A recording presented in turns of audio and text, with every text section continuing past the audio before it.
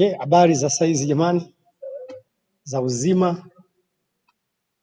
Nipende kuchukua fursa hii kuwakaribisha ndugu waandishi wa habari, na ni heshima kubwa kwa taasisi yetu ya wanaume Tanzania kwa maana ya Men at Work Global.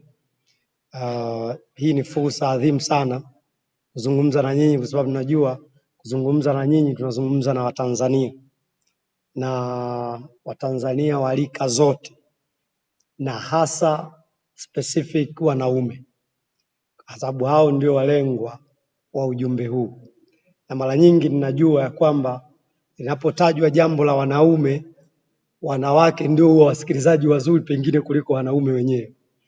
Kwa hiyo wao pia ninawaalika ya kwamba wawe mashuhuda, lakini wawe mabalozi wazuri, kwa sababu kila nyumba ina mama, ina dada, kila nyumba ina wake, na kwa mtaji huo sasa inaweza kutusaidia vizuri kusambaza ama kufikisha ujumbe huu kwa Watanzania wote. Ndugu zangu wanahabari, nimewaalika ili kuwajulisha umma wa Tanzania ya kwamba siku ya kesho tarehe 26, siku ya Jumapili, kwenye mji wetu wa Mwanza tunalo tukio kubwa la kihistoria, tukio ambalo linaenda kusaidia kuongeza hamasa ya wanaume kujitambua, kujifahamu na kujua wajibu na majukumu yao makubwa wanayoyabeba kwa ajili ya jamii yao, familia na taifa kwa ujumla. Bila shaka sio jambo jipya kwenye masikio ya Watanzania walio wengi, na sio jipya kwa sababu sisi kama taasisi tarehe 26 hiyo siku ya Jumapili ya mwezi huu tunakwenda kusherehekea miaka 11 tangu kuanzishwa kwa taasisi hii. Na hii ni taasisi ya kipekee ukilinganisha na harakati nyingi ambazo pengine zimeonekana kwenye mitandao ama maeneo mbalimbali. Kwa nini ni ya kipekee? Kwa sababu hii imesajiliwa mahususi kwa ajili ya shughuli za wanaume. Na tunaposema wanaume, sisi kama taasisi tunaamini kuanzia mtoto anayezaliwa leo akizaliwa na jinsi ya kiume, huyu ni mwanaume. Sasa tunatofautiana tu wanaume katika kategori gani: mwanaume mtoto, mwanaume mtu mzima, mwanaume kijana, mwanaume mzee. Na hawa wote, makundi haya yote sisi kama taasisi tunayahudumia. Kwa hiyo ninaposema miaka 11 ya uwepo wa hii taasisi, ninamaanisha ya kwamba tumekuwa tukifanya haya majukumu kwenye maeneo tofauti tofauti, tumewafikia mamia kwa maelfu ya wanaume kwenye nchi hii. Kazi yetu kubwa tumeifanya kwenye shule za sekondari ikiwa pamoja na high school, tumefanya kwenye vyuo vikuu, na tumefanya mikutano ama matamasha ama makongamano ya wanaume kwenye maeneo mbalimbali ya nchi yetu. Sasa hili la Mwanza ni la kipekee kwa sababu leo linabeba maadhimisho ya miaka 11. Na nimesema hii ni taasisi ya kipekee kwa sababu imesajiliwa mahususi kwa ajili ya wanaume. Taasisi nyingine nyingi ama matukio mengine mengi ya wanaume mnayoyaona labda yanatokana ni ya dini fulani, mchungaji fulani, ama mtu fulani mwenye taasisi yenye mlengo mwingine, lakini wanafanya program ya wanaume. Hiyo ndio tofauti. Lakini sisi tumekuwepo na jambo letu limekuwa ni mahususi kwa ajili ya wanaume. Sasa tarehe 26 kuna mambo kadhaa. Jambo la kwanza, tutakuwa na program maalum ambayo sisi tunaiita Boys Battle Mentorship Program. Tutaanza na ratiba ya vijana wadogo wa umri wa miaka 12 mpaka 19. Na hawa tutakuwa na masomo kwa ajili yao ili tuwaandae. Na ukiachana na hii darasa la leo tu, tumekuwa tukifanya hivyo. Tumekuwa tukiendesha kempu mbalimbali za vijana wa umri huu. Na kwa hakika kabisa tunazo shuhuda nyingi kwenye vyuo, na kesho mtakao kuja mtapata fursa ya kushuhudia baadhi ya shuhuda za wale ambao tumekutana nao wakiwa sekondari ama high school, na sasa ni watu wakubwa kabisa, wamemaliza vyuo vikuu na wako kwenye maeneo mbalimbali ya utumishi wa umma na katika public sector. Kwa hivyo hii ni shuhuda. Mzazi unapomleta mtoto wako, unamleta mtoto wako eneo salama, mazingira salama, environment ambayo inamwezesha kujifunza na kupata fursa ya kujielewa mapema. Na kwa nini tunafanya hivyo? Kwa sababu msingi wa wanaume umejengwa katika malezi. Ukipotea kwenye malezi, unapotea completely kwenye aina ya mwanaume unayemtaka kesho. Tuna jamii yenye broken men, wanaume waliovunjika vipande vipande, kwa sababu ya namna ambavyo tumekuzwa na kulelewa. Mara nyingi huwa napenda kuuliza, ni wapi tunajifunza ama ni wapi tunapata darasa la wanaume? Ni wapi ambapo wewe unathibitishwa kwamba kile ulichokielewa kuhusu wanaume ni sahihi ama sio sahihi? Kwenye malezi yetu, eneo pekee ambalo tunajifunza kuhusu wanaume ni eneo la kutazama kwa baba. Vipi wasio na baba? Vipi waliolelewa na mzazi mmoja? Vipi wasiokuwa na wanaume watu wazima kwa karibu? Kwa maana hiyo, ama vipi kuhusu wale ambao wamelelewa na wazazi wao, lakini kwa kweli kabisa unaona kuna mapungufu yaliyo mengi kwenye maisha ya hao wanaume ambao ni wazazi. Kwa hiyo utaelewa tuna mchanganyiko mkubwa sana wa namna ambavyo tunaweza tukakosa tafsiri ama definition ya pamoja ya wanaume au baba au mume au mtu wa kiume. Na ndiyo maana tunasema kuzaliwa mwanaume haikuwa uchaguzi wako. Kila mtu anajikuta ni wa kiume, ila kufanyika kuwa mwanaume bora ni mchakato, it's a process. Ni mchakato ambao unapaswa kuupitia, mchakato wa kimalezi, mchakato wa kimahusiano, mchakato wa kukubali kuwa tayari kujifunza, kupokea maarifa, kujua hivi mimi ni namna gani, ninawezaje kuendelea kuwa bora zaidi, ninawezaje kufanya maisha yangu na ya wanaonizunguka, aidha ya watoto wangu, yawe bora kuliko ya kwangu. Kwa hiyo hapa ndipo tunapo taasisi yetu ya Men at Work inapokuja sasa kutengeneza jukwaa ama platform ili sasa kuwasaidia wanaume kuweka standard ya wanaume, ili kuambizana ya kwamba hapa mwenzetu nakengeuka, hapa hii ndio njia sahihi, ili kwa pamoja tuwe na tafsiri sahihi kuanzia kwa watoto wetu hata sisi tulio watu wazima, kwamba hii ndiyo tafsiri ya mwanaume. Unaweza kusikia mwanaume gandarandizi, mwanaume nini, mwanaume kitonga, au mwanaume mashine, au sijui mwanaume nini. Sasa jamii iko confused. Sasa vijana wetu washike nini? Kwamba ukiwa na mashine ndio unakuwa mwanaume kabisa ama inakuwaje?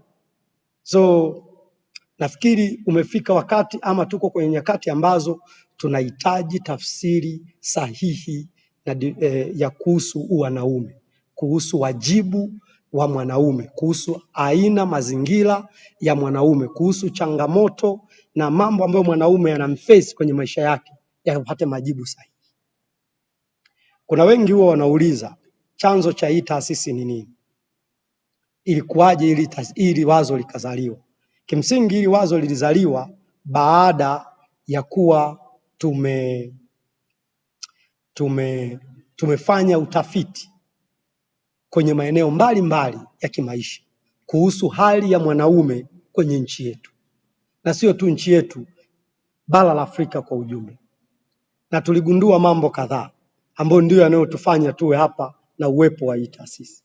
Jambo la kwanza, tuligundua kuhusu eneo la vifo, na hapa tulifuatilia kwa kina kidogo, na mara nyingi nimesikika nikizungumza hii habari ya kwamba wanaume tunakufa zaidi kuliko wanawake, na pengine wapo wasemaji wengi wameshalizungumzia hili jambo.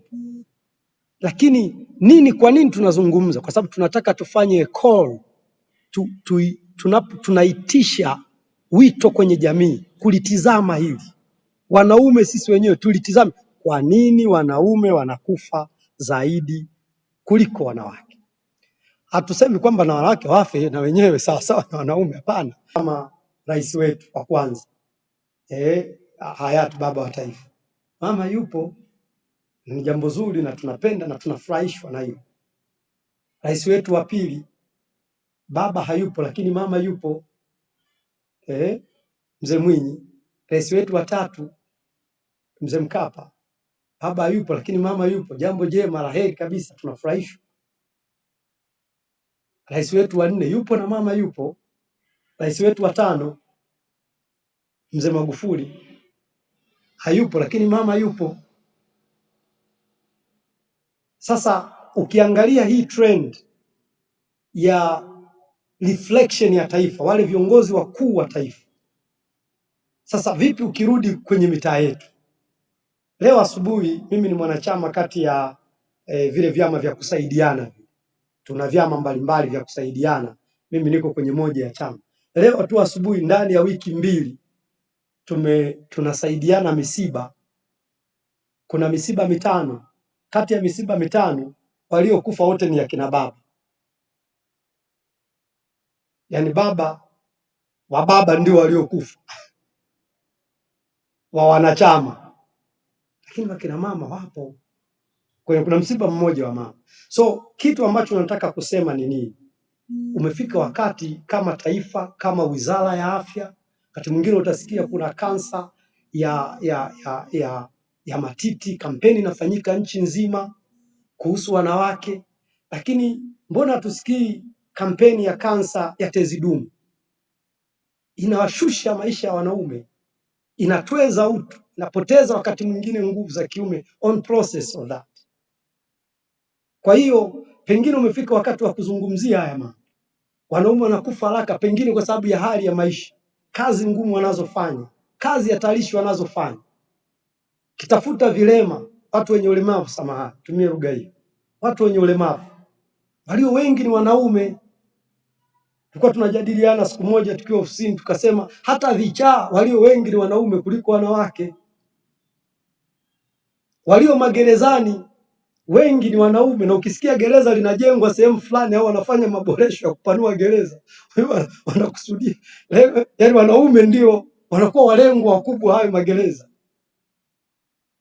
Tafuteni watoto wa mitaani walio kwenye mitaa yetu, ombaomba, walio wengi ni wa kiume kuliko wa kike, na kuna nyakati utawatafuta wa kike hata usiwaone, lakini wa kiume wapo. Tutafute leo watu kwenye sensa, watu wa afya wanaweza kulifuatilia pia hilo. Wana magonjwa yanayoua kwa kasi sana hasa sasa hivi, na vijana wanaokufa ni wanaume wadogo wadogo vijana. Magonjwa ya kansa, magonjwa ya moyo, magonjwa ya ini, magonjwa ya saratani ya aina mbalimbali. Kwa hiyo utaweza kugundua ya kwamba wanaume uko hatarini. Kwa hiyo hii ni call, ni wito kwa jamii, kwa serikali, tuweze kukutana, tuzungumze, tuanze kutazama vizuri na rupya sera zetu na namna ambavyo tunaweza tukanusuru wanaume. Ukiachana tu na vifo, lakini hali ya kuto kujitambua.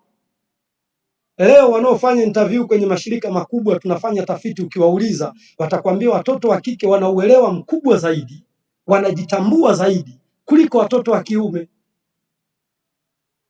Leo kiwango cha ufaulu, ndugu zangu, kwenye mashule tulizoea kusikia wanaofaulu sana, walio juu na mazingira na nini ni watoto wa kiume, lakini leo ambao wanafanya vizuri sana na wanaendelea kupanda uwezo ni watoto wa kike kuliko wa kiume.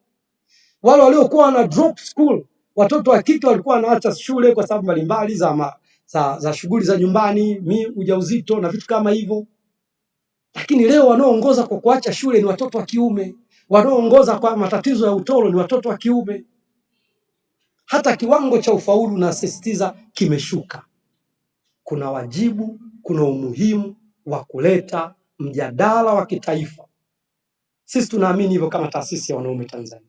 Mjadala wa kitaifa kuhusu hali ya wanaume nchini. Walio addicted kwenye madawa ya kulevya, ulevi, hata kwenye mambo mbalimbali yasiyofaa kwenye jamii. Leo asubuhi nilipokuwa redioni tulikuwa tunaulizana, tukasema hivi, wewe ukitoka nje usiku ukasikia kuna hofu ya kukabwa, unahisi anayeweza kukukaba ni nani? Ni mwanamke? Kuna mtu huwa ana hofu kwamba hii mitaa ninayopita huu usiku kuna mwanamke atakuja kunikaba anipole? Yupo? Wote tukiwa na hofu huwa tuna hofu dhidi ya nani? Dhidi ya wanaume. Kwa kuna umuhimu wa kuitisha mijadala ya kitaifa, na sisi kama taasisi ya wanaume Tanzania kwa kweli tumeubeba huu kuwa wajibu wetu. Kuna mtu tunaulizana hivi, wanaume wengi tunakutana wapi? Kwa sababu ukienda makanisani wanaume ni wachache kuliko wanawake. Ukienda misikitini the same. Ukienda kwenye maeneo leo ya biashara, alfajiri ukiamka utaona wamama wamebeba matenga, mifuko, wamebeba vitu, wanafukuzana huku na kule, maeneo yote ya soko, ya masoko mbalimbali. Unajiuliza wanaume wako wapi? Kwanza ni wachache, wanakufa kwa wingi, wako magerezani na hawaonekani makanisani wala misikitini. Hawa wachache wetu tulio wengi utatukuta kwa wingi sana kwenye maeneo ya starehe. Ni jambo zuri, tunaburudika, pengine tunajipoza kwa sababu ya machungu mbalimbali ya maisha. Lakini ndugu wanahabari, niseme ya kwamba imefika wakati, na wakati ni sasa. Wakati ni sasa, na siku hii ya tarehe 26 tunaenda kuweka historia nyingine ya mjadala mpana ambao tunaomba taifa letu, tunaomba jamii yetu, na tunaiomba serikali yetu iweke jicho la ziada, itizame kwa upya namna ambavyo tunaweza kujenga, kuimarisha, kuinua, kuboresha hali ya wanaume katika taifa letu, kwa sababu hawa wanaume ndio ambao wanategemewa. Yaani huyu mwanaume pamoja na haya yote niliyoyasema, lakini huyu ndiye anayetegemewa. Anategemewa kama baba, anategemewa kama kiongozi, anategemewa kama mlinzi wa familia, wa jamii, anategemewa kama mtu mwenye nguvu kazi ya taifa. Sasa kama tukiendelea hivi tunavyoendelea, sio muda mrefu tutapoteza nguvu kazi ya taifa letu.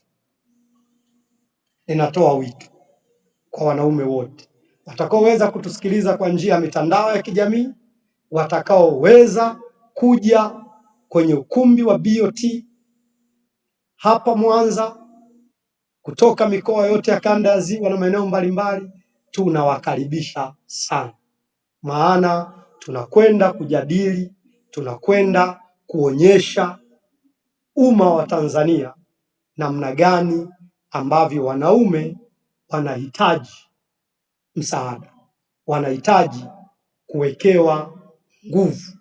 Na nikizungumza wanaume namaanisha kuanzia vijana wa umri wa mdogo kabisa, kwa maana ya malezi, mfumo wa malezi na hata kwenye utu uzima. Basi baada ya kusema hayo, mimi nichukue fursa hii nikaribishe maswali elekezi kutoka kwenu watu wa habari. Kama kuna eneo lolote ambalo sikulisema, najua mambo ni mengi, maelezo ni mengi, na mimi kwa kweli nikianza kuzungumza haya mambo huwa simalizi.